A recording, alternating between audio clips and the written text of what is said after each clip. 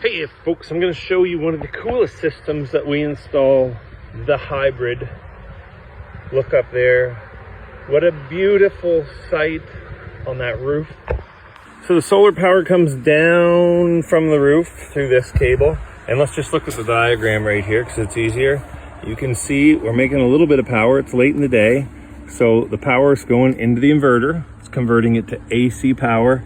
And then it's stuff that we can use. So it's feeding 1 kilowatt load in the house, and guess what? There's 5.2 kilowatts going back to the grid that they're saving for later. Now this system's awesome because it has a battery, which is over here. And the great thing is we didn't convert it to AC.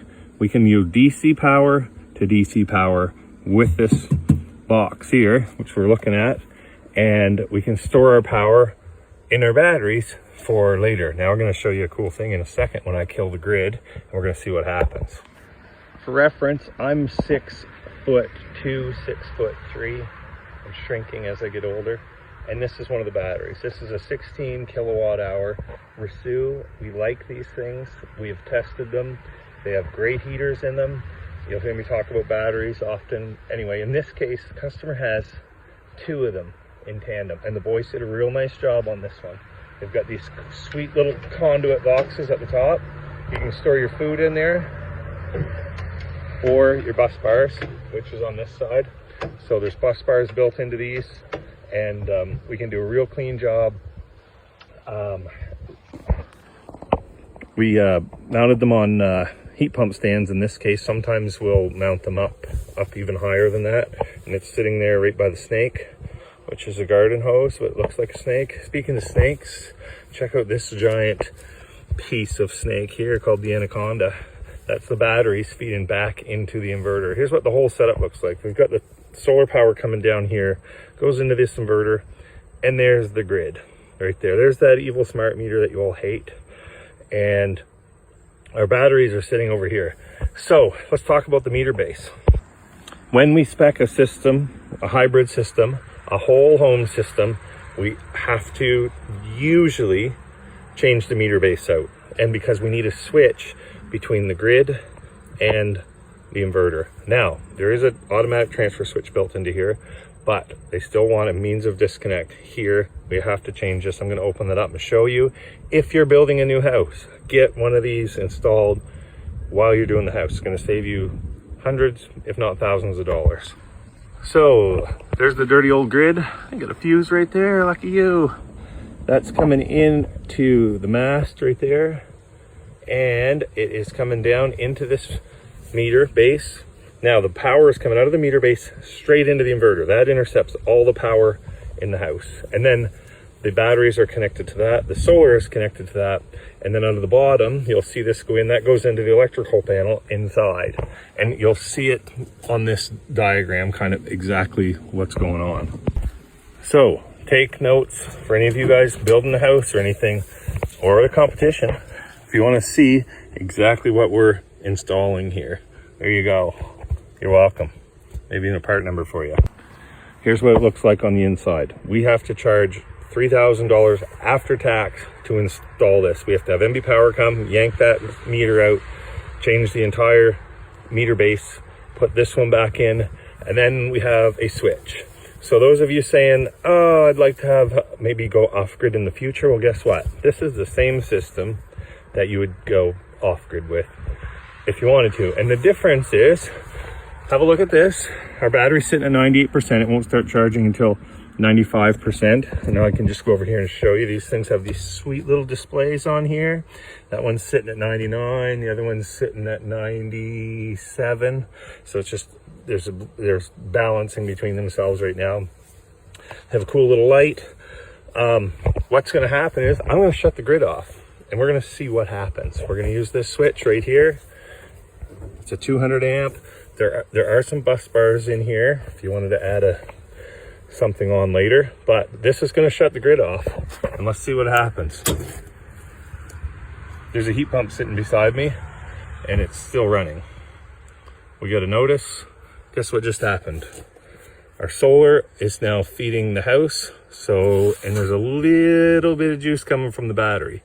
If it was nighttime, we wouldn't have any of this. It would just come from the battery, or when the sun comes back up, you'd have more power coming from there. So this house, the whole house, is being run on battery and solar. Actually right now, just solar. So there's a little bit coming from the battery. So it's balancing that load in there. So that's just one thing that these can do. The main thing that it can do is battery backup, which is, you know, when we have a grid failure. But what it can also do, so they're running off grid and they could probably run indefinitely until, like, I don't know, October, when the heating loads start coming in. That's when you really rely on the grid, or an alternative heating source, like one of the 4 things I always mentioned: heat, pellet, or wood pellets, propane, or oil. Those are the off-gridders use. This can do peak shaving. So if MB Power decides, when they decide that you're going to have to pay to load the grid a certain amount, like the commercial customers do after 20 kilowatts, we can set this to 1 kilowatt. So the most it'll pull is 1,000 watts from the grid at any given time. So if you fire up your water heater and it goes to 6, it'll pull it from the batteries. And if you it'll drain the batteries before it'll take the spike out of the grid. So it'll shelter you from the demand that charges that are going to be here at some point. Another thing it can do is, if there's a demand response program, which we know is coming, we have one in Nova Scotia, when there's peak times, because we are going to have time of use as an option next year, when there's peak times, you might be incentivized to send your power back to the grid. So between 7 and 9 in the morning, well, guess what this customer can do?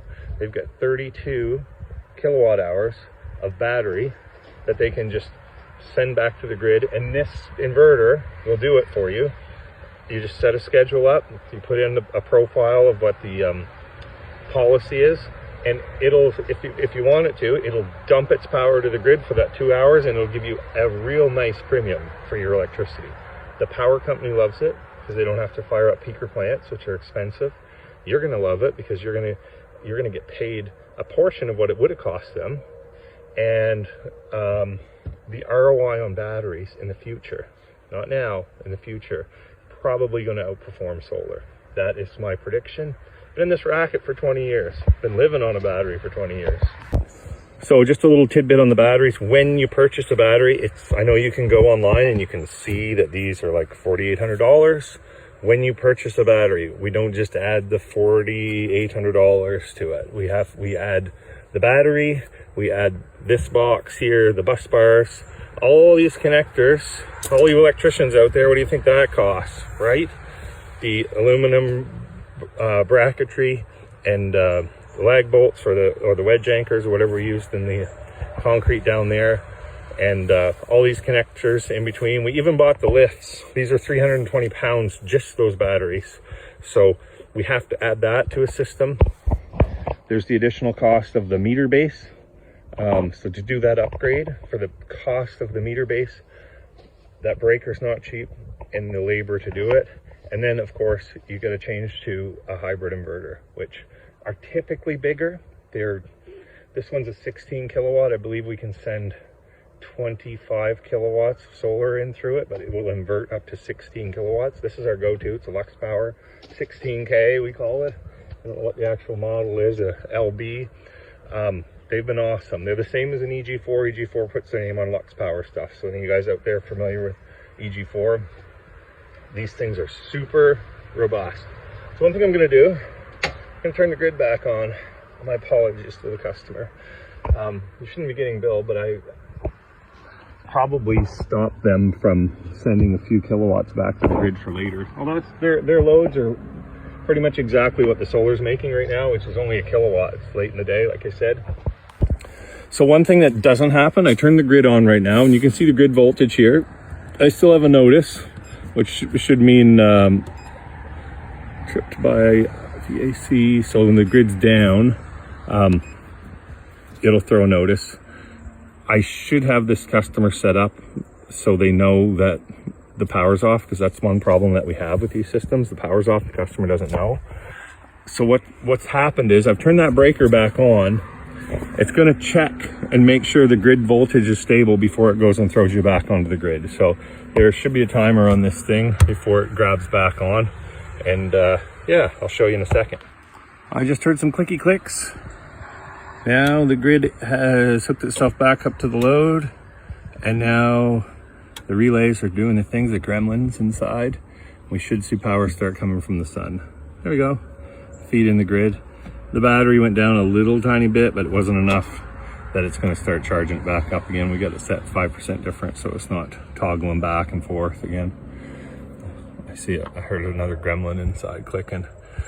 The biggest thing on these is I don't wait long enough for it to go, and I get all concerned, but I just have to wait a second. And it should grab back on. And there it is, 2 seconds later, business as usual. And that's our coolest system, other than the one that uses your electric vehicle as a battery, so you can do all the same things. Just for reference, each one of these is 16 kilowatt hours. One Ford Mustang Mach-E is almost 100 kilowatt hours, and you might already own one. So if I'm looking at systems, if I'm looking at designing a system for you, one thing I'll ask you, are you getting an EV? Do you have an EV? Do you think you'll have an EV? Do you hate those things? If you have one or are considering one in the future, that's when I recommend the SIG Energy system. The vehicle to grid system is like, it's the cat's pajamas. It's next level. It's the next big thing. Anyway, thanks for watching. See you later.